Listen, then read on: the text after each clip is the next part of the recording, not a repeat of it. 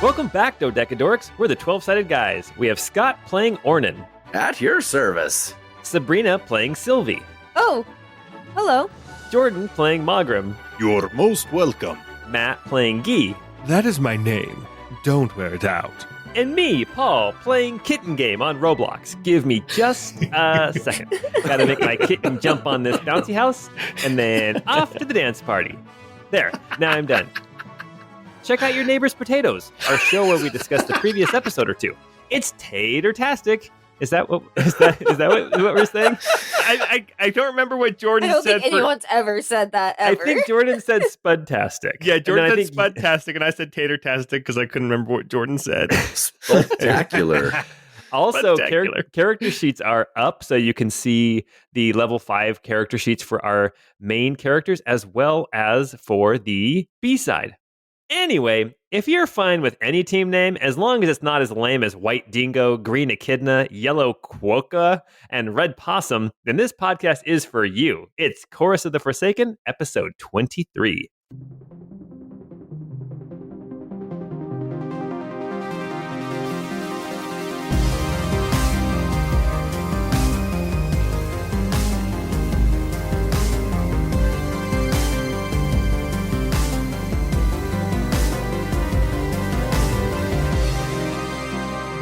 I know those names. Why do I know those names? What? I don't think anybody knows these names except for potentially Matt. Does anybody remember a time long ago where Sega was more than just a video game company? They made the consoles, yeah? Yes. Does anybody remember the Dreamcast? Oh my goodness, I Sega love Yes. Dreamcast. Yeah. Power Stone and Crazy Taxi. Crazy Taxi. No, I bought a Dreamcast after they had announced they were going to stop production, so I bought it for like $40. And there was a game I really wanted to play, and I did play it. And Matt, the reason why you know it is because you played it as well. It is Gundam Side Story 0079 That's Rise from the Ashes. That's right. That's right. I Gotta did play fight that them- game. Got to fight them. Was it Xeon? You got to fight those Xeon in Australia. Yeah. All right, terrible names. Anyway, well, welcome back to Vioseveria. And Thanks for having us. thanks. I'm glad I welcome. And And I welcome made to lemonade. and welcome to the city. That's not lemonade. Magra made the lemonade. And I did. Oh, geez. Oh, gosh. Well, welcome back to the city of Redlam. The last time we were together, our heroes, the as-yet-to-be-named party, went through the base of the Ravenstone clan. They pilfered the goods from the bodies of Calum, Kestrel. The Darren. They found a couple of things that were of note. They found a key, as well as another key that looked like a boot on the end of it. They also found what looks like, after Mogram waved his magic wand around, a magical sword, as well as some magical boots. The party decided to investigate more of the Ravenstone clan. They opened almost every single door, including a secret hidden door. But one of the doors, actually in the dungeon area of the Ravenstone clan, was hiding a lizard folk fella by the name of Balo Thurp. He had green scales, he was dressed in a shirt and breeches, but he had been locked up. When you guys let him go, he just said, "Thank you, I owe you," and then walked out, and you watched him leave. He was the coolest dude we ever met. I believe people fell in love with him. Yeah. Yes. I mean, once you see his token, you're like, yeah, I could see why people would fall in love with this guy. That's Guy's next conquest. Oh my gosh. Well, Sorry, in the Mogram. It's fine. I accept this. I don't want to negatively impact our status as BFFs. Oh my gosh. Well, in the Ravenstone clan, Guy noticed some markings, some thieves' cant that is used by the seedy underbelly of Redlam had marked different passages and different rooms, and they found a passage that was marked with marks that led to a secret tunnel, and they actually were able to open the door and look inside and say, well, okay, I guess we're done in here, and they went and told Gardenia, trying to get their reward. So And this time she listened. this time she listened. After speaking with Gardenia and her captain and arranging for word to go to the castle for the reward for Kestrel and Calum, our heroes left the High Ward, and suddenly Guy was aware that Pranciful, his snuggle dog / familiar, had been dispelled. Quickly writing a note to Dilar to find out what had happened, Dilar informed the party that he was not able to keep the dog where he was going, and he was excited that he was going to be leaving on a ship. As the party left the constabulary, they saw a procession leaving the castle, and I think it dawned on quite a few of them that today is the day that Baron Thorn Darkheart, the most metal character in the whole campaign, who has not said a word yet. He doesn't have to, man. With a name like Baron Thorn Darkheart, says it all. He lets his bass guitar do the talking for him. This procession was heading down towards the docks in the lake, beginning their trip to the Baron's meeting in Meyerloff with the king. And there amongst the group, they saw Dilar dressed as a page. After they watched the ship get loaded and Dilar get on the ship, they noticed as well that there was a statue, a similar statue to one that they had seen before. It was a young woman, like in the act of almost dancing. It reminded them of the statue of Saskia, the last queen of Eclaria that they had fought down in the ruins on the roadside on their way into Redlam. To be fair, we didn't fight her. We fought statues of her. That's true. Yes, that's true. You followed her gaze and realized that her eyes and the eyes of the statue of Saskia as an old woman intersected. You were able to triangulate the coordinates and discover in an alleyway... A Korok! in an alley... You found me! That's right. It was the Bloodhound of math. It was the Bloodhound. It was Sylvie the Bloodhound.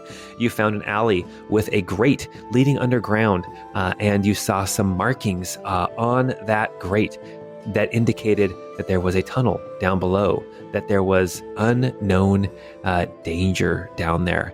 And that's where we stopped last time as our party was gazing at this grate, trying to decide when they should come back and start delving into the depths below the city of Redlam.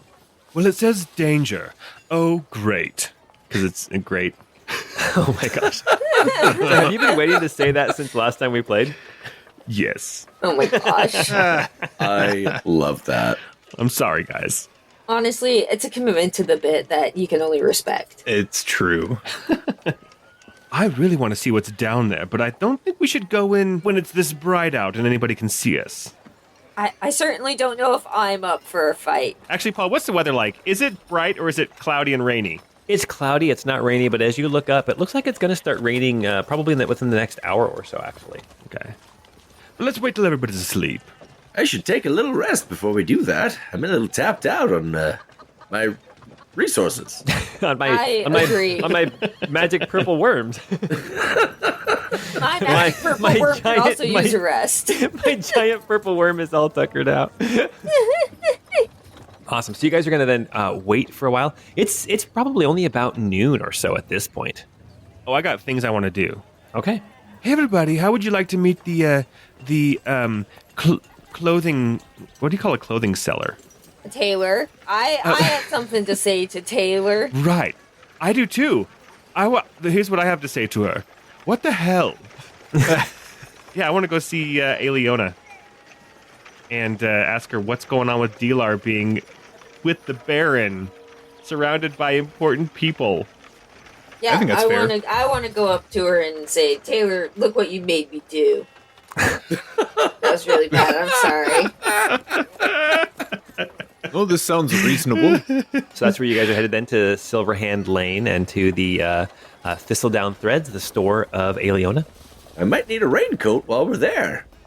Yes. Also, hey, everybody, again, we don't want to draw too much attention to ourselves, so while we're there, maybe I should do at least the initial conversation, especially if there's other people in the store. Just try to play it cool, okay? Nothing cooler than listening to you talk about potatoes, Guy. Oh, this conversation won't have anything to do with potatoes. When you're really angry, it's turnips and parsnips. And other tubers. Root vegetables. Wait, is that how you cast your spell? Do you say root vegetables? It does sound like root. No, it's rupties. Vegetable. Root. I think this word is a little bit hard for Mogrim. It's Google Translate Latin for burst or rupture. Still, I mean, Nice. maybe missed opportunity to not call it root vegetable when you launched this app. You know what? That's true. That's true. I should have thought of that. I'm really disappointed in you. All right. Well, very good. So you guys are heading down to Thistledown Threads. One thing that, Matt, you had mentioned about Guy, that you wanted to potentially resummon Pranciful. You said that last time we played. Is that something you would do before you go, or is that something that you're going to wait and do later? I need to put out candles and draw with chalk on the ground and stuff. It's a whole ritual thing, so I'll do it back in the safety of our room. Okay, cool. All right, very good. Then you make your way northeast back into the High Ward. It seems like you guys have been walking clear across Redlam all day long. It's easy when it's not really us doing it. Yeah. At this point, you guys have already walked probably 5 or 6 miles around Redlam, back and forth and all around. To and fro all the live long day. Thank you, Tracy Morgan, as Tiger Woods' dad. All right, you approach Thistledown Threads. Thistledown Threads is a very nice building. It's small compared to the other buildings around it. This is the posh part of town. You can see that there are these large picture windows on either side of a door, and there is a sign hanging from the front of the building. It has a needle and thread, and over the top it says Thistledown, and underneath it says Threads. You can actually see through the windows into this display. Where there are these mannequins that are wearing clothing that Aliona has been making. Very nice. You see that there is a replica of the yellow plague suit here as well. It looks like maybe it's not a one-off. Maybe it's like a new fashion, Mogram, just a heads up. As you look through the windows, you actually see Aliona. Aliona is this tabaxi, so she is sort of a cat person. She has tan fur with some black markings, golden eyes. She is dressed very posh. She has a high collar on her vest that she's wearing with a golden necklace on. You can see her moving about her shop. It looks like she's not actively sewing or anything, but she's just kind of organizing and straightening as you approach. And do we see anybody else in there? It does not look like there's anybody else in the shop currently. You do see that she has with her on the back of her hand, she has that little pillow that has needles in it, whatever that thing is called. A pin cushion? A pin. Yes, she has a pin cushion. So it looks like she might be in the act of getting ready to make some clothing and get to work. But at this moment, she is just moving about in the front of the store. All right, everyone, follow my lead, and I will head in to the store. Okay. As you open the door, there's a little bell, and you hear Aliona say, "Oh, welcome to Thistledown." And then she turns around and sees you. She's like, "Oh, welcome back." And then she looks over at Mogram and Ornan and Sylvie as they enter, motions to the door with her nose. She's like, "Close it." There you go. Yeah. I'm waiting for somebody else to click the door icon on Roll20. Yes. As the door closes, she kind of drops her facade. Not really facade. Her shoulders slump a little bit. She's like, "Guy, I did not expect to see you back here." She looks at the windows and she moves over to the windows real quick and she draws some curtains across them and then steps back over. She says, "What? Is everything okay?" What the hell? Oh, sorry, I was going to do this in Thieves' Cant. Parsnips. She responds with a hearty turnip. No, I saw the clothing that I had donated to you on a page boy headed to Mirlov in the company of the Baron.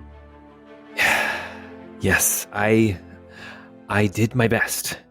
She looks around. She's like, "Would you be more comfortable upstairs, away from the door, in case somebody comes, where we can discuss more freely?" Yes. Okay. Follow me. And she takes you through her shop, through kind of the fitting room area, and then as she moves through the area where she actually her actual sewing room, you can see she's got hangers full of clothing that she's already made. You can see bolts of cloth, and she moves through the room to the back of this house. You can see that there is a locked door that leads behind the house, but she takes you up a staircase to a landing on the second floor. You can see that this is where her table and chairs are, where it looks like she takes her meals here. It's got a little balcony looking out over the first floor down here behind the house. And she motions for you to sit. There's only 2 chairs, so she actually takes 1 chair. And then she motions for whoever wants to sit. Oh yeah, he's gonna stand. He's frustrated. Okay. Yeah, I think Mogram taking his cue from Guy is probably also going to stand. Same. Sylvie's going to stand behind Guy with her her arms crossed, looking tough, with her foot out, kind of tapping it. Ornan will sit in the chair. Ooh, this is mighty comfy. my feet don't touch the ground.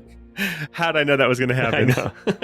I know. You can see that she's got like a little tea set here on the table, and it's not warm tea at this point, but she says, if you want some tea, I can make you some tea, but I don't think you're probably in the mood for tea.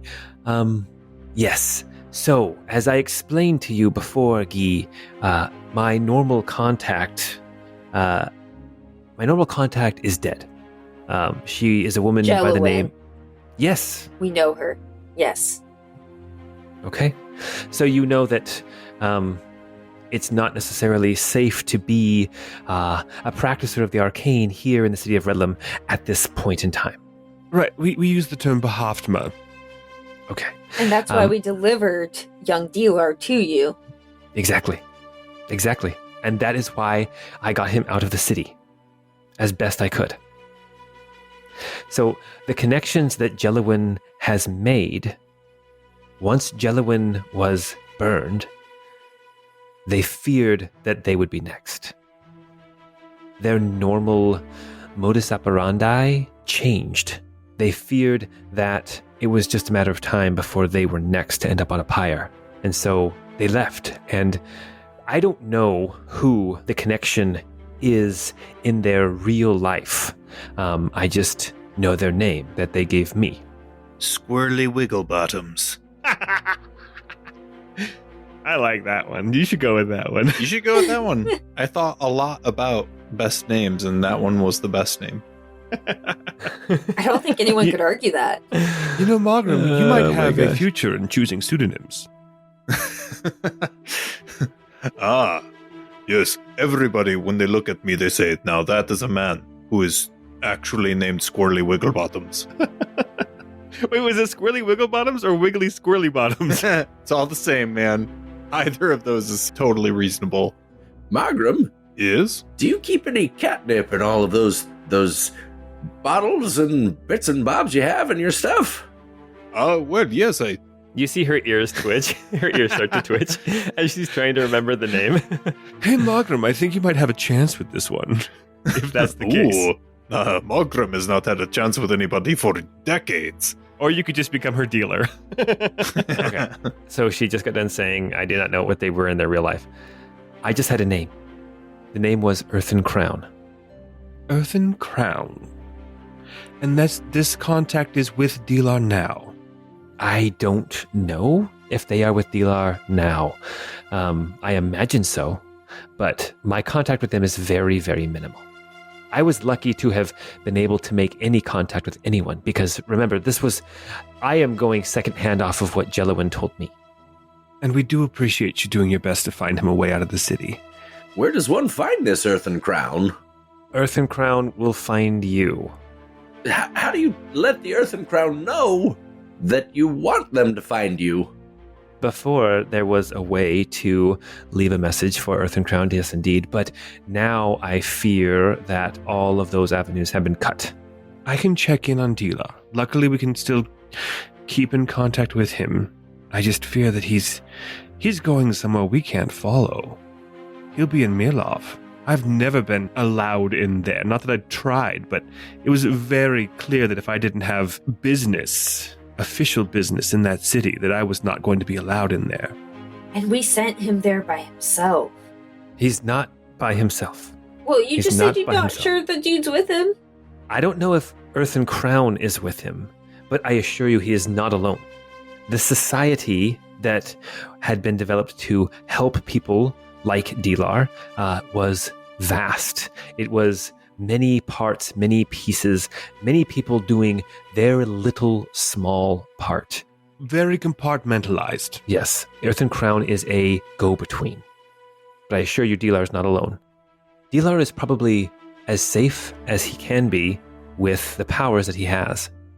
New plan, Sylvie.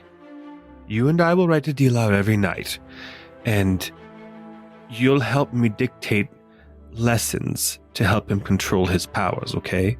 I mean, because we're both wizards. Yes. She goes, "You're a wizard, Harry?" You're a wizard. Eliona, actually, when you say, because we're both wizards, Eliona says, I don't need to hear this. And she stands up. She's actually not wrong. We should take our leave. It doesn't seem like there's anything we can do here. We appreciate your, well, actually, didn't somebody need a raincoat? I'm looking for a raincoat if you've got one sized for me. I'm sure we can find something downstairs, but before you go, she looks at you, Sylvie, and she says, you're a wizard? Yes, I'm a Pahoftma, if that's what you mean. It's not safe here in the city of Redlam. I feel I should help you in any way I can. Just, if nothing else, memory of Jellowin. There is, let me find the name. Bunt Chugley. He's a classic Baldur's Gate character. Sleeve McDykel. I'm pretty sure this is where we finally meet Sleeve McDykel. There is a man, a halfling man, named Philibert Longriver. I would recommend that you meet him. Where can we find him? Philibert is a customs official at the docks, so he should be down there. Be wary of how you talk to him. However, if you need to be kept safe here in the city, the silent voice can help protect you. And Philibert is the only connection I have to the silent voice. That's very helpful. Thank you. I appreciate it. I need you to know now that this is the last thing I do for, and she says this not meaning to be rude, but she says, for your kind. I have to look out for myself and my business and my livelihood at this point. I hope you understand. We all understand. We've all had to turn away from certain things to keep ourselves safe. Now let's go get you fitted for a raincoat. Yeah, it's looking like it'll be moist out there in a minute. Is it a little moist in here already? Meow. Oh, God. Oh, man. Is that catnip in your pocket, or are you just happy to see me? Oh, I dropped the catnip all over my body. Oh my gosh. Oh, God. Aliona, oh my gosh.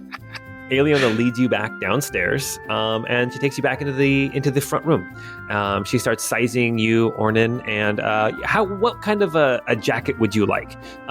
As far as raincoats and things to keep the rain off, I mean, there's like wool cloaks, I guess. I was gonna say shawls, but like a wool cloak. Yeah, just like a nice big cloak. And what color would you like? Something green. Okay.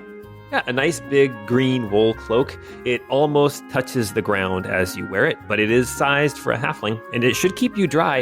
And even if you do get wet, it'll keep you warm, because that's what wool does. This is perfect. How much do I owe you? She looks around, she says, consider it my last favor. And a promise that this is the last favor we do for each other.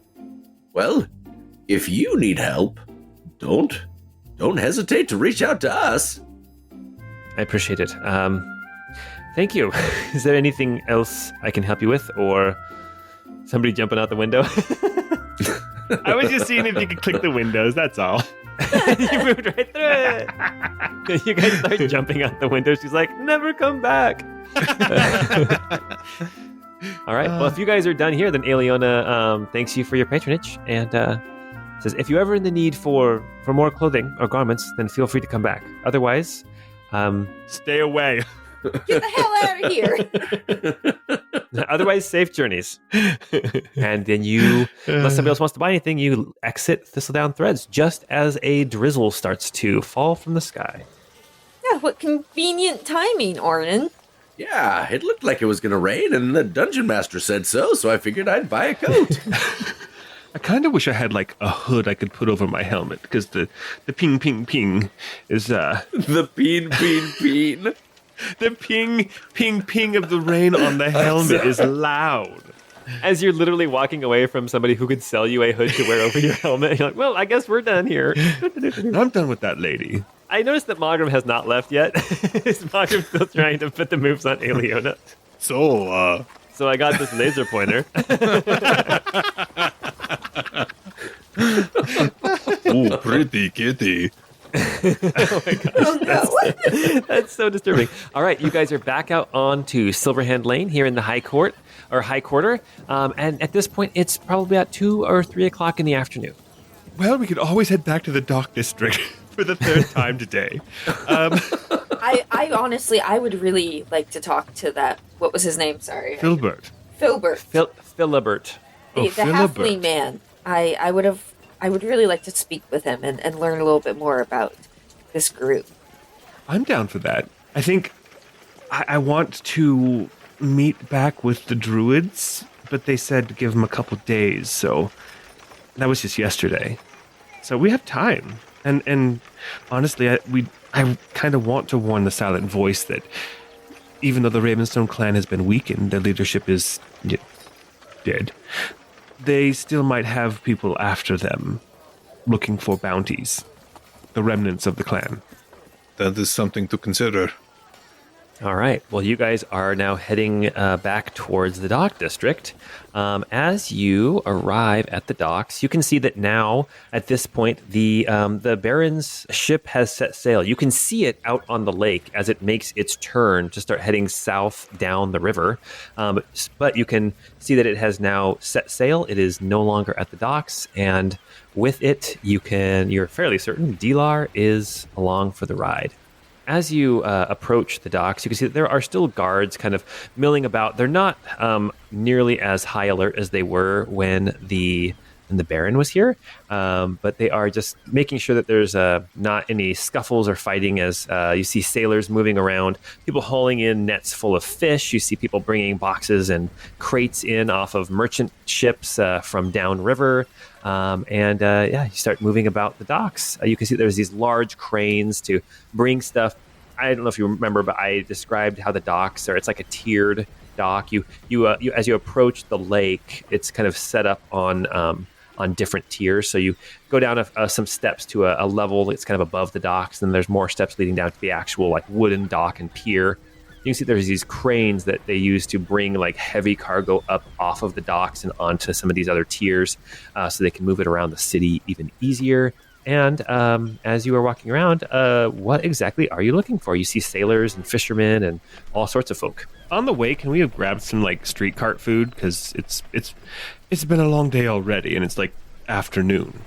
Sure thing. You get some shawarma. Isn't that what it's called? Shawarma? I do like shawarma. Mm-hmm. I prefer a doner kebab, but yeah. All right, very good. Yeah, you are snacking on some food as you guys come walking up to the docks. I'd say with passive perceptions, if nobody else does, then I'll describe to Mogram at least what he sees. You see some very professional-looking sailors on some of these ships. You see some very rough-looking like merchant folk and fishermen moving around. You see like there's this one ship that has like a dragonborn on it who's bossing around a halfling, and then two random people are just kind of moving boxes off the ship. You see that there are some people kind of arguing with each other, not like gonna fight, but like in a good-natured, good-natured is the wrong word too. You see two people that are in some sort of an argument, just but it doesn't describe them seem as like old men. I feel like it's the old men is the vibe that you're looking for. Two old men being crotchety old men. Exactly. That's what you Like see. You see two old men arguing haggling over a piece of like nothing. Yeah, you see one guy who's yelling at somebody else saying, "Hey, this is where I park my boat." But Mogram, you do see that there is. At one point, you see coming down off of one of these piers back towards the wharf, you see this halfling man. He is older. He's got silvery hair. It's not long like over the collar, but it's kind of long and swept back. He's got protruding ears. He's got this thick white beard and mustache with kind of the mutton chops sticking out. And he's got wrinkles. It looks like his skin is kind of tanned and worn from being out in the sun all day long. He walks by a couple of sailors and talks to them for a second, and then he starts moving down the docks. I think that might be him. It looks like he is some sort of customs official. You even see that. Wait. Is that the guy from Psych, the detective? Oh, Lassiter? Lassiter. Oh my gosh. It looks like him. He kind of does. That is not a Will Arnett situation. He vaguely looks like Lassiter. Yeah, when he's zoomed out, he looks like, what was it, King Richard from Gallivant? Oh yeah, totally. Yeah, it's the same actor, guy, right? Same actor. Yeah, same actor, yeah. Well, you see this. I mean, he's like not even 3 feet tall. He's like 2'10". But you see him walking along the docks, and you see people like deferring to him and moving out of the way. He doesn't seem like crotchety or anything, but he's got this authority about him simply by the status that he holds with his position. And he's moving from pier to pier. You can see him moving about doing some work, and then there's actually a little table, and it has like a ledger. You can see he goes and stands behind the table and starts making some notes in a book, probably keeping track of the different shipments and things that have come in to the city today. There's like a chest, and he pulls out a key, opens it up, and he takes a little sack of what must be money and tosses it in the chest, closes it up, and locks it again. So he's also collecting like portage fees and things like that. Well, Sylvie, did you want to go talk to this man? Yeah, no, it looks like that might be him. I don't know. Can we like just kind of casually go up and chat with him? I mean, it looks like people are moving about like around him and stuff. Everyone kind of gives him a little bit of space. They don't get too close to his table unless they need to talk to him about something. So right now there's nobody there. He's not like unapproachable. He's just working. I think Sylvie would kind of say, Guy, do you have a way to maybe translate that we'd like to chat with him about something, potato-based? If he wouldn't recognize you, all you do is you go up to him and you say, "Oh, Philibert, I haven't seen you in who knows when." I haven't seen you since the turnips have turned blossom. No, just say since who knows when. That'll tell them that he shouldn't expect to know you, but that you do want to have a conversation with him. All right. Sylvia will very bravely go No turnips, no parsnips. That might set him off. Rutabagas, that's a toss-up. Might scare him away. We don't use rutabagas anymore. It's a slur. Oh, gosh. So dumb. Oh, I love it. Okay, well, Sylvie will kind of go up and, excuse me. Yes? He doesn't look up. He just keeps looking at writing in his book. Yes? What do you need? What was I supposed to say? You were supposed to use his name and say, "I haven't seen you since who knows when." Who knows when? Oh, Philbert. I haven't seen you since, who knows when? He kind of looks over at you as he's writing in the book. You can see that this guy he's a pencil pusher. He has gotten to the point where he can write in his book and stay within the lines and the ledger without even looking, and write down everything he needs to while he looks over at you. And then you see Show off. Squints at you, and then he puts the quill away, waits for the ink to dry in his book, and then closes it up, turns back to you, says, "Well, I don't think I recognize you. And the name's Philibert. There's an extra I in there." That seems unnecessarily confusing, but all right, Mr. Philibert. I didn't name myself. That's my parents. You can blame them. You know you can always name yourself.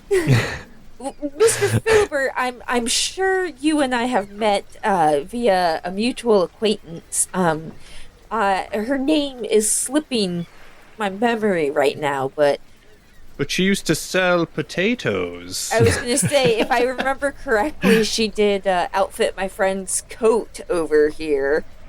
He glances over at who you're motioning to. I'm guessing it's Ornan with his new cloak on. Yeah. Hi! I'm going to have him make a perception check. We'll see how awkward we can make this for you guys.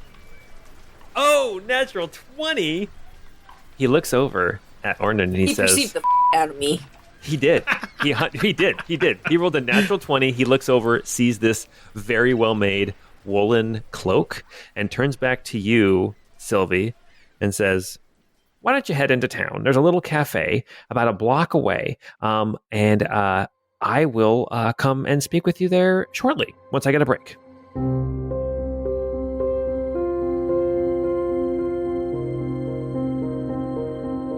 That sounds wonderful. It was so great to see you again. Philibert. Philibert. Philibertius. What's the name of the cafe, Paul? The Black Dog. Okay. I will be there shortly. And then he turns back to his work. You see he looks over at another sailor and is like, "Hey, put that back there. I haven't looked at that one yet." And he goes and walks off to go and yell at a sailor. All right, I will return to the group and I will say, Well, I think that he's going to meet us at a place called The Black Dog. It's a cafe in town. Should only be a couple blocks away from here. We need to be very careful. This is the part of the interaction where we need escape plans. We need to be ready for an ambush. We need to be ready to be sold out. You would think that is a possibility? Well, I didn't say anything suspicious. It's always a possibility. You were very suspicious. I mean, Sylvie, bless you for trying. You did a great job. It was so But casual. everything about that was suspicious. And if he's worried or he thinks that we may have ill intent, there's no telling what he might do or who he might send after us. I'm not saying that I think he is going to try to double-cross us. I'm just saying we need to be ready in case he does. This is how you stay safe in this line of work. I think I executed it perfectly, man. Okay. Didn't say anything about potatoes or turnips or anything. All right. So are you guys going to go try to find this Black Dog Cafe? Go to Black Dog, get a black coffee. Hell yeah. Hey, Margaret, I think you really had a chance with that lady. Why don't you try to, talk her up a little? Well, I think I will give it a shot at some point, Maybe I'll do a little bit of preening beforehand and That's true. We do kind of smell like sewer. show her my collection of yarn. Yarn or urine? I'm sorry, I must have misheard you. The joke's on you. It could be both. It doesn't take you long before you find the Black Dog Cafe. It's less of a cafe and more of like a basement level bar, actually. When you walk in, it is a dark room. There are booths set up around the room, and they are all very private. As you walk in, there's somebody at the front desk, and they say, "Would you like a booth?" And that's pretty much all it is. They show you to a booth as you sit and wait for Philibert to show up. Looking for exits.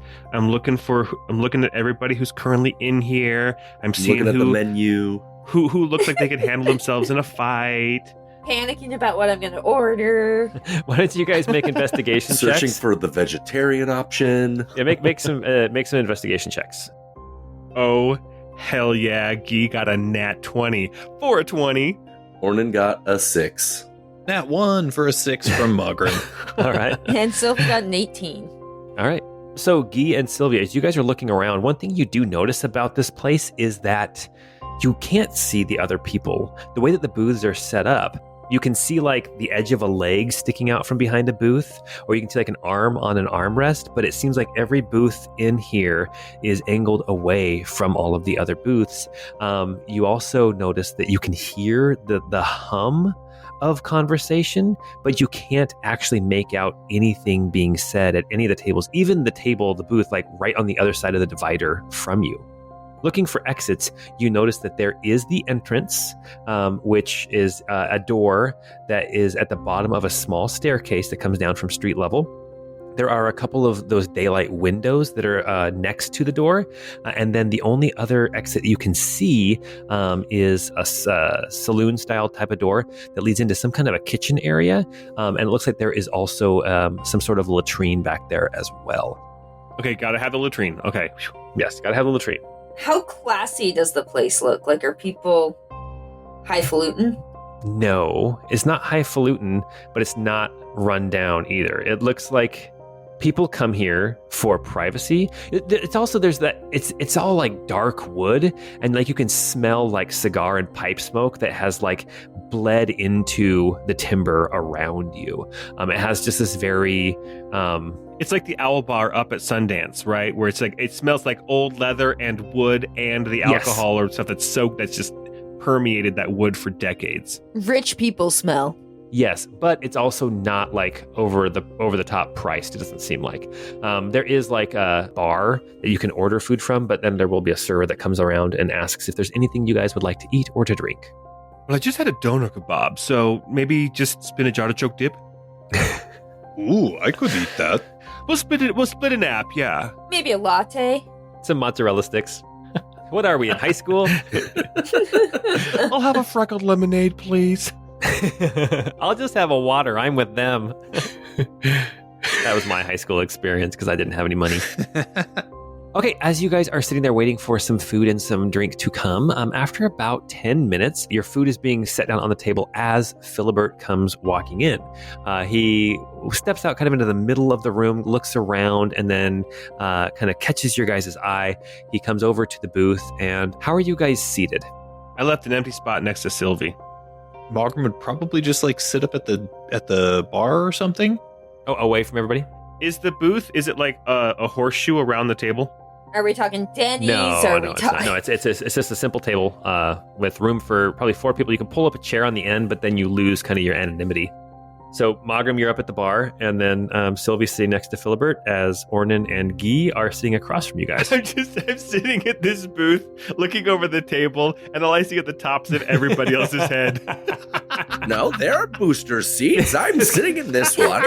They have booster seats. They do And have it's booster quite seats. classy. There's a pillow on top. It's embroidered, see? I'm quite comfortable as well.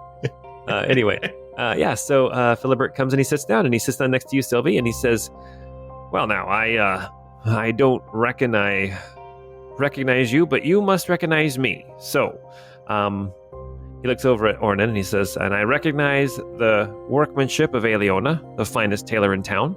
So, why don't you tell me what it is that you need from me?"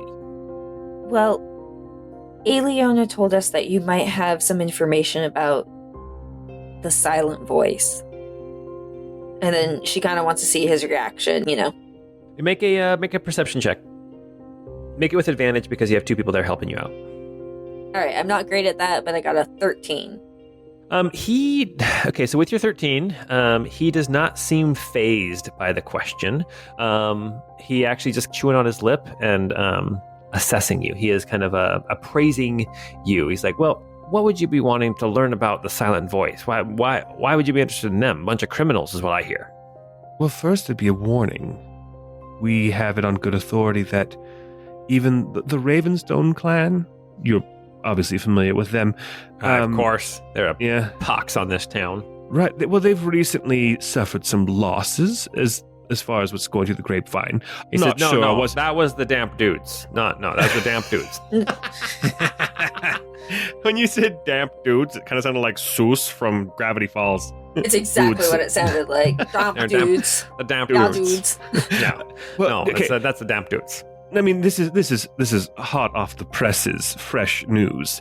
But the Ravenstone clan as well has suffered some losses. But before that, they were very interested in collecting bounties on the members of the Silent Voice. What? And how would you be knowing what Ravenstone clan was up to? Because they tried to blackmail us and hire us to do the job. And wow, what would they have on you to blackmail you? Is this guy from Minnesota? This is so funny. I'm so sorry. You know what? I found an accent that I can kind of keep I doing love for at it. least It's one so episode, so I'm good. not going to It's so stop. good. I'm not going to stop. Okay, I'm going to lie, and I'm going to say, I slept with the wrong man's husband. Make a deception check. Honestly, who hasn't done that before? I rolled a 14. I don't think Okay. that was a lie, Guy. You know what? It sounded very convincing until Ornan said that. Philibert actually rolled a 14, and I guarantee you that his insight is higher than just than 0. Okay. Yeah, so he's like, now let's knock it off on the wrong foot. Okay. Sylvie will kind of step in and say, "We know fresh off the presses what happened with the Ravenstone clan because we were there. I can assure you that everything we say can be corroborated. But at this point, you kind of are just going to have to take her word for it at the moment." Well, I can show you the rings. Here. Oh, you pull out the signet rings of the Ravenstone clan. Yep, there's them. So you have 2 that have the 2 crows or the 2 ravens on it, and you have one that just has the 1 raven. Which one are you showing? Oh, just the ones that they had that were paired. Oh, gotcha. Okay. You set them on the table. He doesn't touch them. He kind of looks at them and he says, "Well, that is news indeed. I think I changed the accent. Well, It's all right. I love it. that is news indeed. So they were after members of the Silent Voice, Specifically their leader, yes. and you came to warn me because a certain seamstress said that I might know something. Well, we came to warn you, and we had questions, but yes. Magram, you're sitting at the bar. As this is going on, I don't know if are you trying to hear what they say? If you are, I want you to make a perception check with a high difficulty. We're talking like a 22. There's something about the acoustics in this place that makes it very difficult to hear what's going on around you. Okay, let me see. This is probably not going to be doable for me. Yeah, I got a 9. Okay. I'm just sipping away at some drink. I love strawberry daiquiris. What's your passive perception? It's 24. As you are trying to listen in on what's going on, you can see some of the body language, but it's also kind of blocked from your view. So you start looking around the room. And as you are looking around the room, you see that there is a figure sitting at the bar. Is it Strider? It's not Strider. You see, Ah, it's Satan. like Damn, he's way cool. like 4 or 5 stools down, you see that there is a man who is all by himself, but he also is, with your passive perception, you can see that he is angling himself towards the table that is having the meeting with Philibert. This man is a tiefling. He has red, ruddy skin. He's got these golden horns coming off his head. He's got short hair, and he's got green eyes, clean shaven. You also notice that he has a sword at his waist. He may be wearing armor. It's hard to tell because he's dressed with like a cloak on, probably because of the cold weather and the rain. But you do notice the sword at his waist, and he is sitting there drinking something that is in a pewter mug. Interesting. Okay. Yeah, I don't know that there's anything I can really do about that, but I think that just kind of puts me a little bit more on guard. Shoot him with a crossbow. You did notice. Give him a kiss. Just give him a big old smooch. You did notice him. Yeah, you did notice him. So Philibert, back at the table, we have the conversation going on with Philibert. Philibert says, "Well, this is news indeed. The Ravenstone clan has lost their crows. Interesting. Well, I appreciate you letting me know that they were after the Silent Voice. Tell me, what do you know of the Silent Voice?" Well, we were hoping you could fill us in some more or direct us to the correct person. Why are you interested in the Silent Voice? Obviously, you're not interested in the bounty. I wouldn't think if you are presenting me with the Ravenstone clan, unless it's a big double cross and you're trying to get the bounty for yourselves. I guess that's a possibility. That would be quite elaborate. I can assure you that that is not the case. Yes, I know Dungeons and Dragons players, and plans like that never work out. Ever. Even the most basic plans don't even work out, Sylvie glares at Ornan. I don't know what you're talking about. This artichoke dip is delicious. I can assure you that that is not our intention. Some of us are Pahoftmas, myself included, and I would like to speak to the Silent Voice. He looks at you and he says, "Well, that's a big claim. What does that mean? Is there something?" No, he knows exactly what that means. It's in the lexicon, man. Yeah, but word travels fast. It travels fast, man. It's already here. It's one of those things where you think you made it up, but you didn't actually make it up. You're like, wait, I thought that I made that up a long time ago. When you But really just did not. heard it somewhere, Hofma but is forgot real. that you heard Wait, it. Pahofma is real. Oh, my life is a lie. You are you're Pahofma, okay? I'm obliged to believe you, but I'm going to need some kind of I can proof. show you my purple worm. Oh my Keep it in gosh. your pants. Sylvie will kind of like gesture at the rings and say, I think that these, well, they at least testify the fact that we can handle ourselves, and I think that kind of indicates what we're capable of. He looks at you, Sylvan, and he says, "I assure you there's no safer place in Redlum to demonstrate your powers than this tavern. Something about it. He kind of starts looking around at the timbers and at the posts that hold up the ceiling. He says something about it just is. It's safe. It's protected. It's quiet. It's private. Sylvie will use her minor illusion to create a little, just a little butt that farts in his face. That's amazing. Just some flapping cheeks. That's amazing. Just a little one. Exactly. But it can only be visual. And then it'll have like little wind coming, like little wind thing. I imagine the skin flaps like in an air tunnel or something, you know. Oh, that's beautiful. That was really detailed. Wow. I especially liked the pimples. The gentleman asked for a demonstration. One of those popped as it was flapping. Gross. Gross. It's the hemorrhoids, dude. Oh my gosh. Oh my gosh. Okay. So did you model that after one you've seen, or are you just making some assumptions there on anatomy? She's just gonna wink at Guy. Oh my gosh. She's not the only one. There's a few of us here that can do some things as well.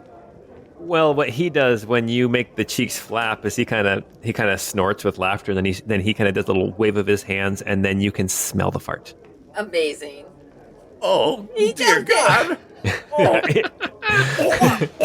Okay, then what I'll do then is I will use a spell that I forgot I even had. I'm going to do my spectral hand and say, Spectris Manus. And it's a teal, like, energy, chubby, masculine hand with, like, expensive rings and bracelets on it that just, like, waves in front of my face to waft the fart away. Oh, okay. Very cool. He looks over at you, Ornan. Oh, I've got a good one too. And Ornan taps the tips of his ears and they shrink down. They're not so pointy anymore. And then he kind of ruffles his beard a little bit and, is playing with his hair for a sec. And then suddenly he looks just like the halfling. Just like Philibert. Okay. Whoa. As he casts Disguise Self. Am I seeing double? Oh, gee. There are two of us here. I was so worried that you were going to reach out with your flaming skeletal hand. He snorts with some laughter. He's like, oh, well, that's you have to understand at this point in time here in Redlum, one can't be too careful. The fact that all three of you have displayed some kind of power really actually puts my heart at ease. I'm sure you've seen the Aeonin acolytes, the Inquisitors, the Nevorians, they're calling themselves, who use powers that we use, but use them to battle against us.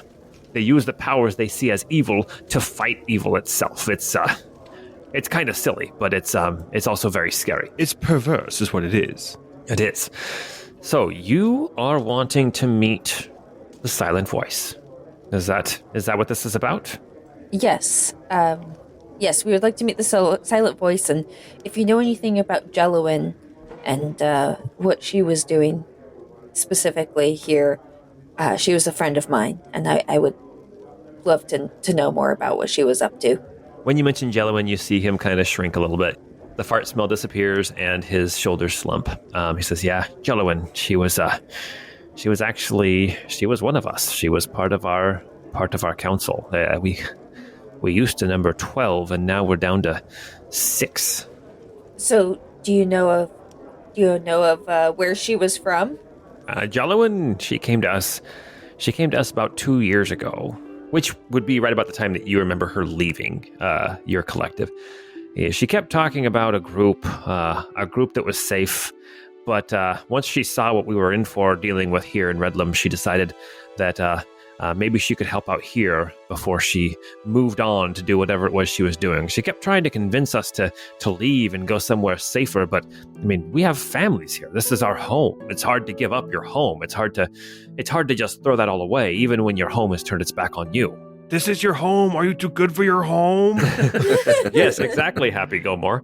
Just want to make sure I understand. You changed your verbiage a little. You're part of Silent Voice? Yes, once I knew you were all Pahoftmas, I felt safe to reveal myself. I am a member of Silent Voice. I am not the leader of Silent Voice, though, so if you're looking for that reward, you're not going to get it, he says jovially. But I can introduce you to the other members of the Silent Voice. If this is something that you're looking to join and help our cause, I would be more than happy to introduce you to the other members. I don't know how long we're going to be here in town, but I'm always happy to help someone in need. Well, we're in need, that's for sure. The Church of Iona has been pressing harder and harder all over the city.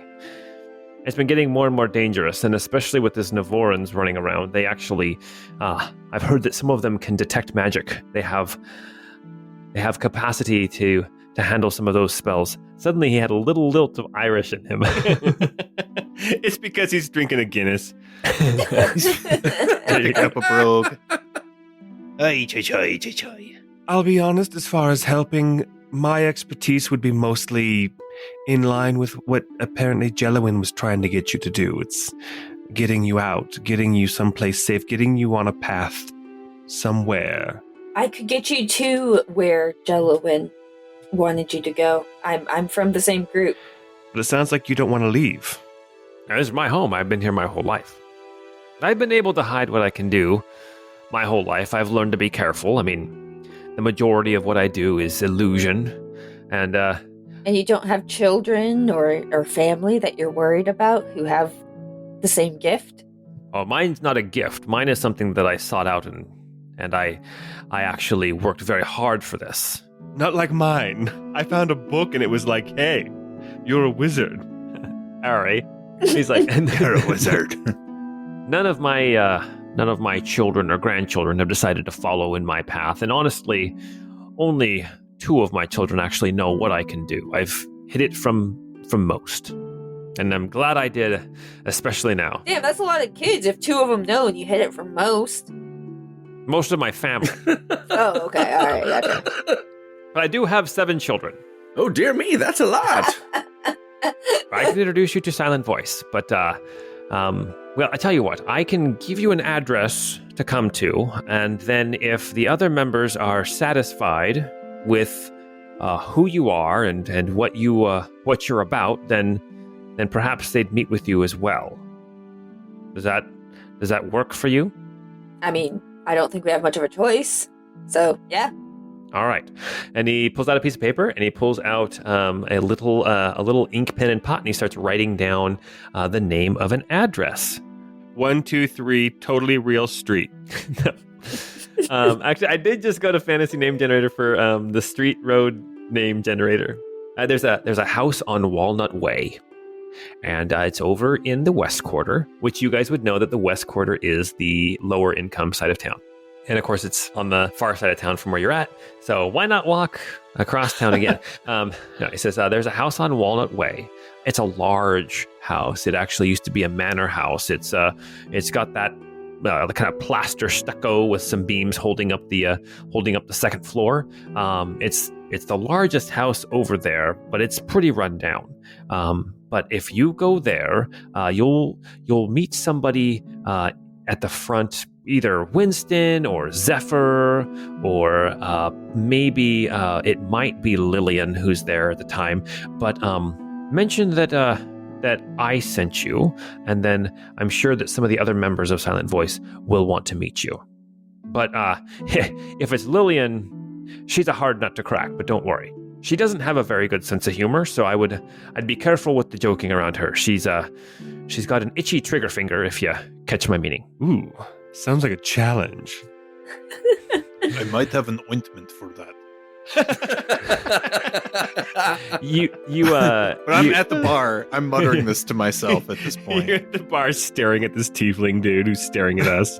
Yeah, The tiefling covers up the eczema on his arm. How did you know? I might. Oh my gosh! I just mouthed it to him. I have an ointment for that, but I just mouth it to him. Well, anyway, so Philibert says, all right, I best be getting back to my work at the wharf. But if you head over to Walnut Way, just mention my name, and you'll probably have to wait around for a bit as the rest of the members are gathered. But I'll be there, and I'll speak for you as to what I saw. But a word of advice around town: be careful. Keep that stuff to yourself. Gee, great advice. Thank you. Thank you so much. You're welcome. As he stands up from the table, and he drops a couple I coins still on the look like table, him and haven't dropped that yet. and then he says, "Well, I'll see you around." And then he walks out. That man was very forthcoming with details. Yeah, I'm a little bit scared to just like casually waltz into this walnut way, but I do want to follow this lead. I understand if you guys are concerned, but I do want to check it out. Magram, as you are watching, you see Philibert get up and leave, and then about 2 or 3 minutes later, you see this tiefling man get up off the stool, and he leaves as well. Cool. Okay. I think I would then go back to the group and be like, I think that tiefling man was watching us. Do you think he was with Philibert, or do you think he was looking for Philibert? That's a great question. I'm not sure. Should Maybe- we try to follow him if he just left? Yeah, can we do like an insight to see if he was like antsy? Yeah, did he seem shady Was or... he vibing on us? Okay, so what I'm going to have everyone do, Magram, you can make an insight check. Everybody else can make insight check with disadvantage. 12. Ornan got a 10. Sylvie got a 5. And Guy got a 7. But the only thing you guys gather is, as you guys are talking, you are all fairly certain that, yes, this tiefling man was here for you guys, or for Philibert. Something about this meeting that this tiefling man was watching. Should we go try to stop him? Maybe just follow him. At this point, it's been about a minute out of the black dog. So it's probably a little too hard to pick up a trail at this point if it's been a full minute. Not for the Bloodhound. If somebody's got Ooh. like a locate person spell, Honestly, no, I don't. Ornan plays peekaboo with everyone at the party, and then, like, as he opens his face, he's back to himself again. I was going to say Magram comes in. I forgot. Magram comes to sit at the table. I was like, oh, Philibert's still here. So you guys are here at the Black Dog. If you guys want to stay here and eat some food as well, like a meal, if you want to, or get some drinks, or what are you guys going to do now as heavens Philibert no. has left? I'm so full. I mean, I would really love to rest at some point. Let's go back to the room. Did he happen to say when we should stop by that place? Or was it kind of like an open invitation? It seemed to be open, but he said he would eventually be there, but he also said he had to go back to the dock, so I'm assuming it's not like a time-sensitive situation. All right. He did say that if you were to go there and mention his name, you'd probably have to wait as the members were gathered. But he would eventually be there. Well, should we explore that great thing that we found? And then after we're done with there, and then head out to the Silent Voice? I agree. After we rest, perhaps yes. I like that plan. If we want to call it an early night, we might be able to get there in the wee hours. I also need to spend about an hour and 10 minutes to bring Principal back from his wherever it is he goes. Did he die? It's the void, kind of like Janet from The Good Place. Yes. Not a robot. Principal died a long time ago. This is a construct made to look like the old family dog. Oh. I honestly didn't remember that, but I'm glad that you told me. Okay, well, very good. Are you guys then going to head back to the Oaken Throne and get some rest? Get some drinks and some rest. Yeah. Get some dinner. Well, I just had some great artichoke dips, so I don't know about dinner, but, There's always room for something vegetable-y. Like a pud. There's always room for a pud.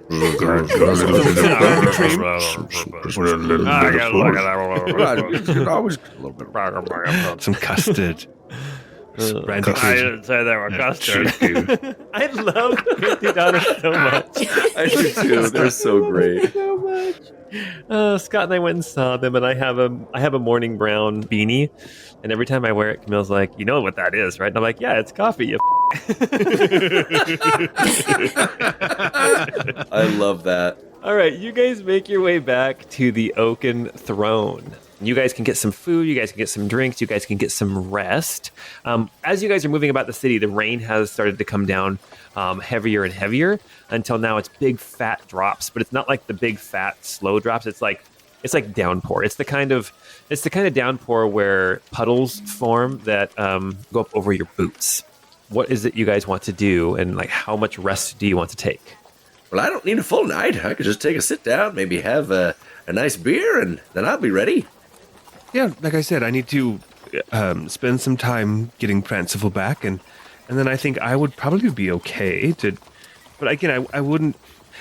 Honestly, I'm a little worried at this point about going in that grate with all the rain. It might be flooded. I mean, I'm a little bit sapped of some of my medical supplies. You could interpret that as meaning that I've used up many of my spell slots, but I still have a few components and supplies left. I also don't feel like we're really in much of a hurry. I mean, not that I want to wait things out, but if Magram also is feeling a little bit like their spell slots are feeling rough, I don't see why we wouldn't just take a little bit of a longer rest. We could call it an early night and still get out in the dark to go see that. I don't want to draw a bunch of attention to us when we pull up a storm drain and start crawling into the street. I agree. Well, then let's call it a night at, 9 o'clock. Everybody go get some sleep at 9 o'clock. And that way we can be up and ready to go at, what time would that be, 5 in the morning? No, nobody's up at 5. A godly hour. Does everybody agree? Yeah, Honestly, that sounds great. Okay. You guys all go to sleep. You guys all get some rest. Oh, before we go to bed, though, I have some things I want to do. Okay. What do you want to do? We want to look at the magic items, too. Oh, yeah. Yes. Well, look at the magic items. I'm going to spend an hour resummoning Prancival. Okay. And then I am going to attempt to write a message to Draven Heartwood, the name that I found in my book. Okay. And what is the message that you say to Draven Heartwood? New phone, who dis? Hello, are you there? I found your name in an interesting publication. I'll leave it at that. Okay. Let me think on that for a second. Okay. Also, if you have the stuff, if you have the stuff for Sylvie about the book. Oh, yes. Okay. You send that message to Draven Heartwood. The words that are written back say, interesting publication, nothing interesting about I write me. A/S/L. Oh, jeez. Oh, man. It says, interesting publication, nothing interesting about me. Maybe you were reading about my family? Ooh. And that's where the message ends. I'll write back and I'll say, I honestly wasn't expecting a response, but I'm glad to hear from you. Who might your family be? You get a response back. It says, the Heartwoods, obviously. But somewhere down the line, we had a dash of Covington. I will stop writing. I don't know what to do with that information.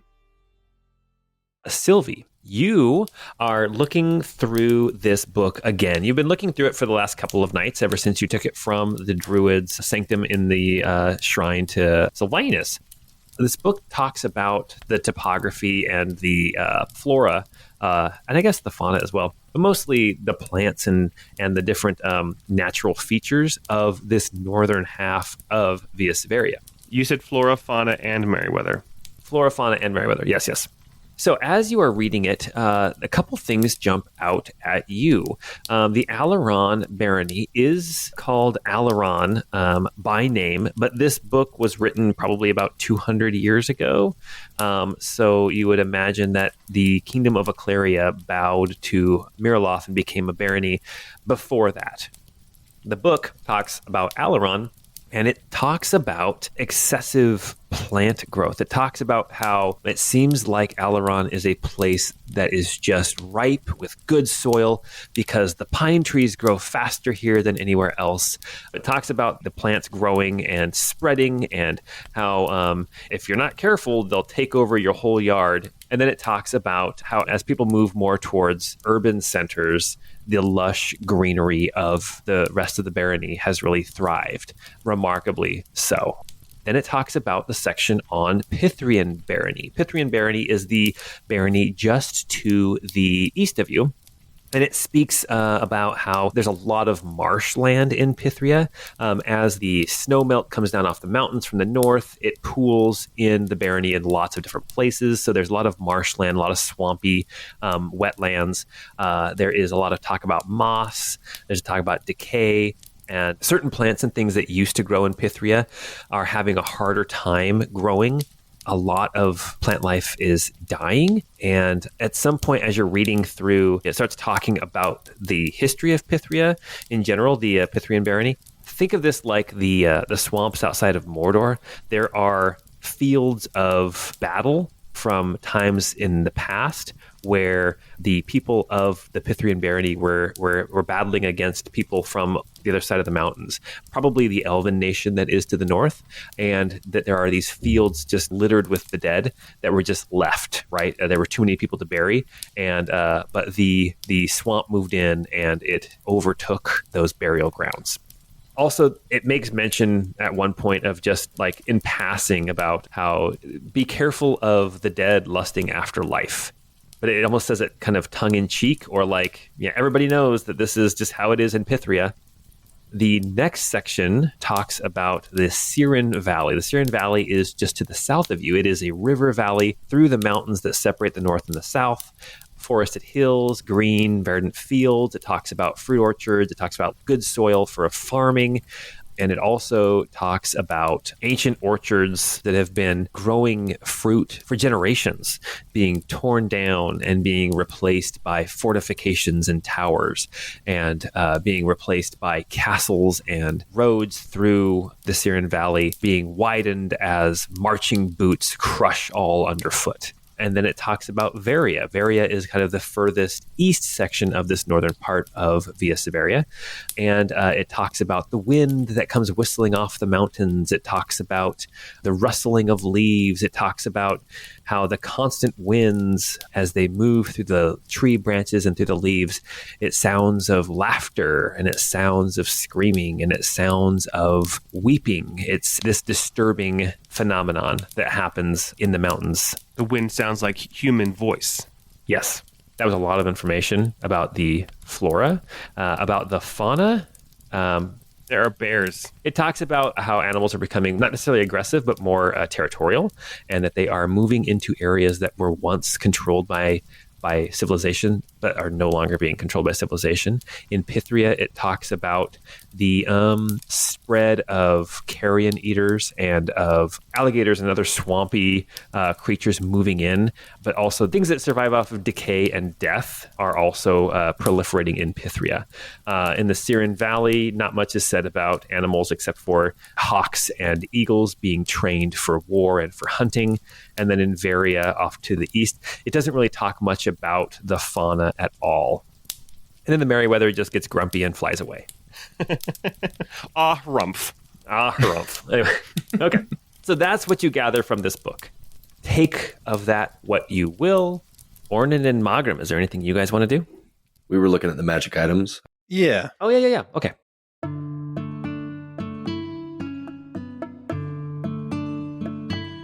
You're going to spend some time with these magic items. All right. Who is taking which magic item? There are 3 magic items. There is a key, there is boots, and there is a blade. I might look at the boots, if that's okay. Sure thing. I've got the key figured out. I'm going to look at the blade. Okay. You've got the key figured out. I'll just let you know there is more to the key than what you've already figured out. Yeah. I'll look at it later. Okay.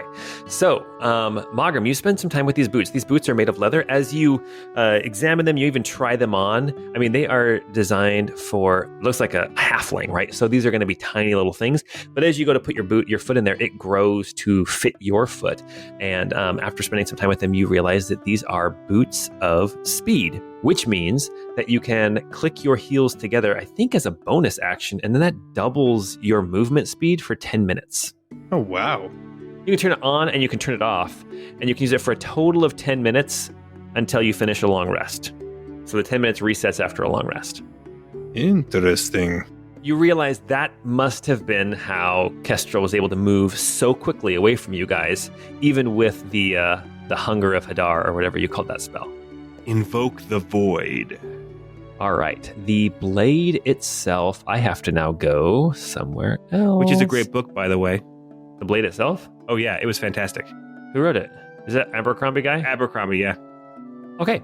Ornan, as you spend some time with this blade, this short sword, we're going to call it Kestrel's Blade. This it's a thin, elegant +1 short sword. It has a simple black leather scabbard and handle, and it has a red pommel. When Kestrel's Blade reduces a creature to 0 hit points, the wielder gains d6 +1 hit points. Not temporary, actual hit points, as Kestrel's Blade draws the very life energy from the downed opponent. This also results in 1 failed death saving throw against creatures that make death saving throws. Damn. Whoa. Damn. So it's a Wow. good thing that she was not using it against you. Wow. Yeah, if you take somebody down to 0, they automatically fail their first death saving throw. That's a tempting weapon. Yeah. That's cool. I mean, that hit point stuff that's wild. Yeah, d6 +1, and this does require attunement. The Boots of Speed also require attunement. You guys wake up from your rest. It's about 5 o'clock in the morning. You can hear the rain beating down on the roof. It's banging against the window here in this room. You rise from your beds, and I guess it's now time to go and investigate that grate. Oh, great. Sounds great. As you move down through the oaken throne back to the ground floor, and you head out into the street, pulling cloaks up over your heads, I want everyone to make a perception or insight check real quick as you move out into the streets, into the dark, into the rain. Gee got a 12. Ornan got a 19 insight. Sylvie got a 19 perception. Jeez. I've been rolling like dynamite tonight, guys. Mogram got a 7. Maybe it's best you didn't try to flirt with Aliona today. Seriously. As you move towards that grate and pull up your hoods, you guys realize, I mean, you can still hear like the sounds of animals and the kind of that restlessness of the animals, but you all get this impression, except for Mogram, and Guy probably doesn't either, that the animals, the tension, the ferocity, the fighting, the noise is lessened over the last 24 hours compared to what it was before. I think that with insight scores as high as they were from Ornan and Opal Bleacher, that you get the impression that it's probably because Jib has distanced themselves from the city of Redlow, Okay. and their presence is fading. So you move towards this grate, and you spot this grate. You see this symbol of the downward-facing dagger. You see the 3 lines, meaning that you can descend, and you see this shepherd's crook, meaning question mark. What is down there? Let's try to pull it open. Ornan, you got the muscles. I'll give it a pull. As you bend down and start grabbing on the grate, go ahead and make an athletics check. Ornan got a 20 on athletics. Fantastic. Even just with your one arm, you are able to pull this grate out. It is heavy. I mean, this thing weighs probably 60 or 70 pounds. It is solid iron. And as you pull it up and slide it over, you can see that there is actually a ladder going down into the ground. As you pull the grate off as well, you can see that water is rushing down into this storm drain from all around. This grate has been set into a little depression here in the street, and the water has been pooling up and is draining into this hole. But it's still safe to go down there. It's going to be wet down there. Well, in we go. Yeah, I'm not too worried. I have these gloves of swimming and climbing that I've got to use one time to climb up a statue. And I've got my fishing pole for fish command, so I'm good to go. All right. You guys descend down beneath the street. Mogram, I imagine you will light up a torch of some kind because you're the only one who can't see. Yep. As you descend down this ladder, the rungs are slick, but you manage to keep your grip. You descend down about 12 or 13 feet below the street level, and you step down onto these stones. You can see that just as in other places down here around the Ravenstone clan, there are these tunnels going off in different directions. There is a 5-foot walkway on either side of these channels of fluid. Right now, the water is rushing. It is actually moving quite quickly. It still has that brownish tint to it. The poop and pee. The poo-poo pee-pee. But a lot of the water has been... a lot of the water is actually now the runoff from the street. Okay, so this is now acting as the storm drain and that system that gets water shunted away from the city. doesn't take you very long, Guy, to find markings again. You imagine, based on the statues and where they were looking, that where you want to be is basically right where you are at the bottom of the ladder, but there's nothing else around you. So with no insight check needed, you realize that maybe you need to go lower. So you start looking for more signs, more of these markings. And it doesn't take you long to find markings of 3 lines, meaning that there is a descent. And as you continue following these marks, you see marks going off in different directions. Things like 3 triangles that you know means like a crown. You imagine that's the way towards the castle. You see other marks of like a stack of boxes, which means, oh, there's a safe house nearby. But you keep finding these 3 lines and you keep descending, but you're also kind of spiraling around as you follow the line of the shepherd's crook, the question mark, and the downward dagger, danger. Eventually, you think that you've made basically one complete circuit as you've descended and moved and descended and moved. And you descend down this staircase, and it opens into this narrow hall. This is one of the first places that you've been where there's no actual water. There's still some water like running down, like just rivulets of rainwater have made it all the way down here as like some of the channels up above have overflowed, or the pipes that shunt water away from different areas of the city, they might be shunting water down lower. As you come down here, you can see that there is a long tunnel about 5 feet wide, about maybe 8 feet tall, and the staircase comes down from the east and heads off towards the west. And as you move down this tunnel, you can see at the end of this hallway, it heads south, and you can see through an open doorway, it opens into this large chamber. This chamber is easily 100 feet by 100 feet. You're standing on this raised area in this room. You're kind of in the north west corner of this room, and you can see that there are stairs that descend down into the water. It looks like below the water level. You can walk down here under other circumstances, but right now it's flooded. You can see that on the far corner, on the southeast corner of this room, there is another raised platform. There is some stairs going back up, but in the center of this room, rising up out of the water, there is a square platform that's about 30 feet by 30 feet.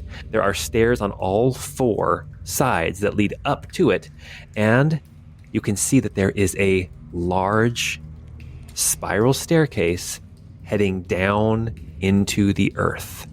Surrounding this platform in the center of this room, you can barely make out under the water at all 4 corners of this platform mosaics of a yellow and red sun on a field of white.